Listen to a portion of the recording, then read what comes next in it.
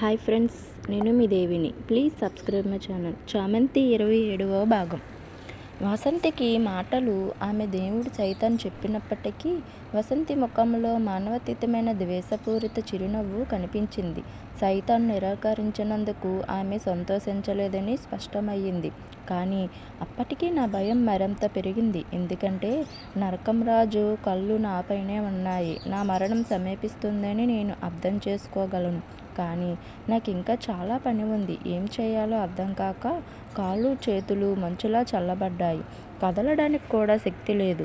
వేరే మార్గం కనిపించక కళ్ళు మూసుకొని జగదంబదేవిని ఆత్మీయంగా ప్రార్థించాను. కళ్ళు మూసుకుపోయిన ఒక జత బరువైన అడుగుల శబ్దం దగ్గరికి రావడంతో అతను నా వైపు వస్తున్నాడని నేను గ్రహించాను. కొన్ని క్షణాలు వేచి ఉండి అప్పుడు అంతా అయిపోయింది. ప్రాణాంతకమైన దెబ్బ కోసం ఎదురు చూస్తుండగా నా వైపు ఎవరో పరిగెడుతున్న శబ్దం నాకు వినిపించింది.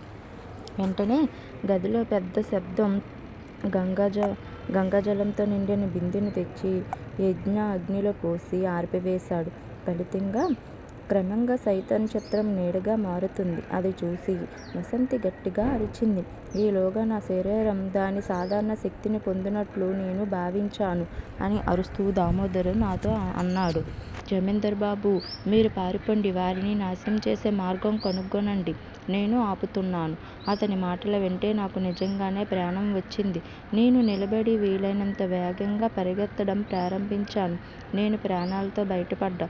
దామోదర్ అరుపులు విన్న నా రక్షకుడైన దామోదర్ వసంతి చేతిలో అకాల ప్రాణాలు కోల్పోయాడని నాకు అర్థమైంది. అతనిని రక్షించే శక్తి నాకు లేదు కాబట్టి నా ఛాతీ నొప్పితో పగిలిపోతున్నప్పటికీ నేను వెనక్కి వెళ్ళలేదు.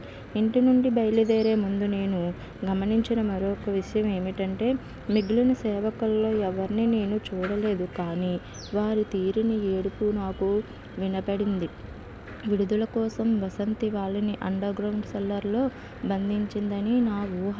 ఆ రాత్రి జగదంబాదేవి అనుగ్రహం, దామోదరుని మనస్సును కారణంగా నా ప్రాణం రక్షించబడింది. కానీ మాధురి విధి నన్ను లోపల నుండి కాల్చేస్తుంది. ఇంత క్లోజుగా ఉండి కూడా కాపాడలేకపోయానన్న బాధ నన్ను తినేస్తుంది. నేను నా చెవులతో వినకపోయినా వసంతి ఆమెను హిప్నటైజ్ చేసి ఆమె మొత్తం మనసును అధిగమించి ఇంత ఘోరం చేసేలా చేసిందని నేను ఊహించాను.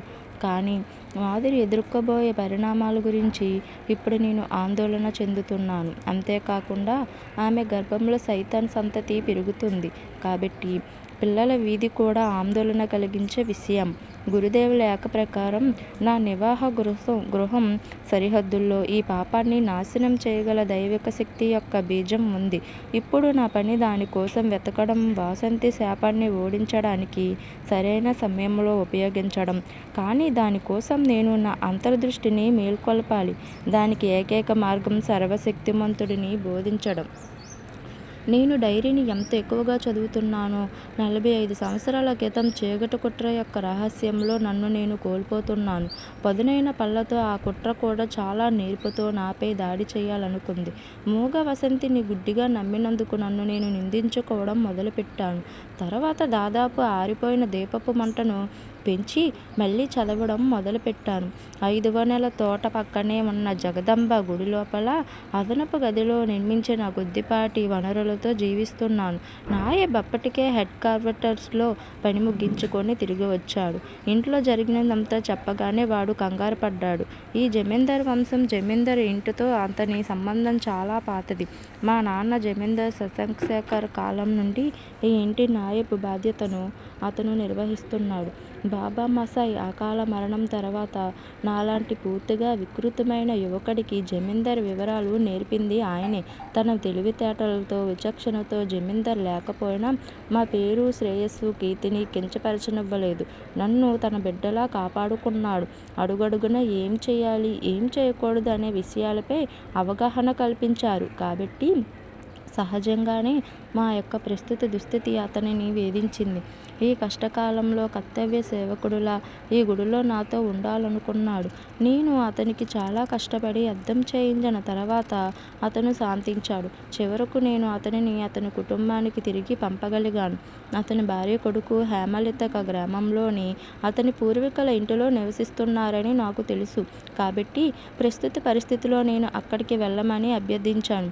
చివరికి అతను నా పట్టుదల కారణంగా అంగీకరించాడు.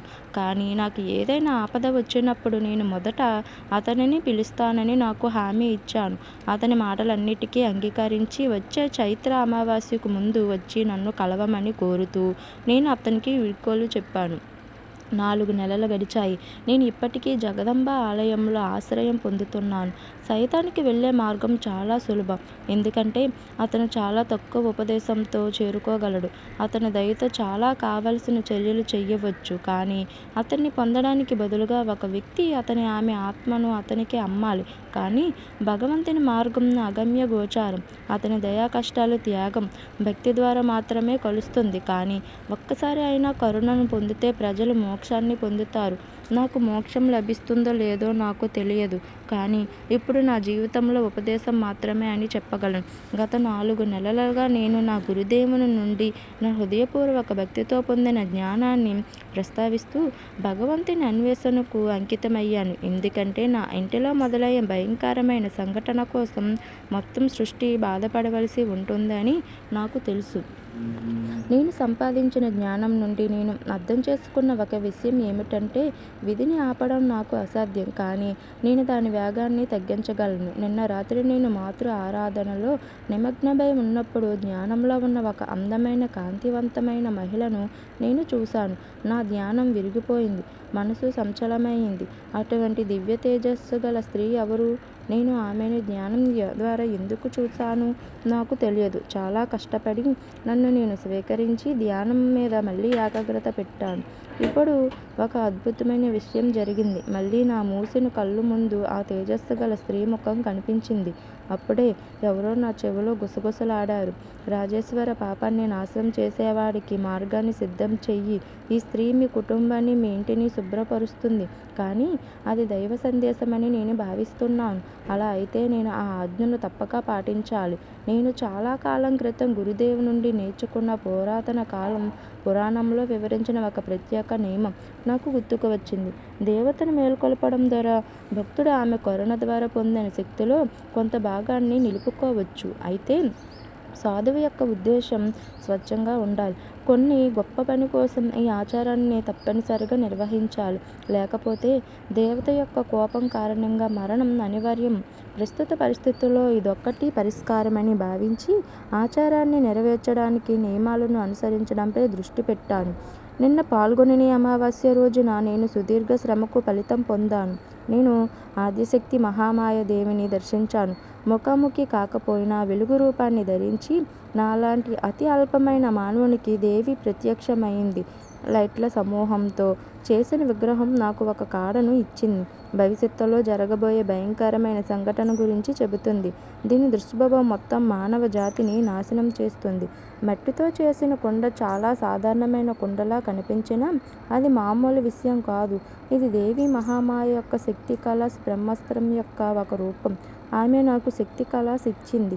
నేను ఎవరికి పంపాలో చెప్పింది. రాబోయే కాలంలో పాపానికి పుణ్యానికి మధ్య జరగబోయే భయంకరమైన యుద్ధానికి ఈ శక్తి కళాసమే ప్రధాన ఆయుధం. ఓకే ఫ్రెండ్స్, నెక్స్ట్ పార్ట్లో ఏం జరగబోతుందో చూద్దాం.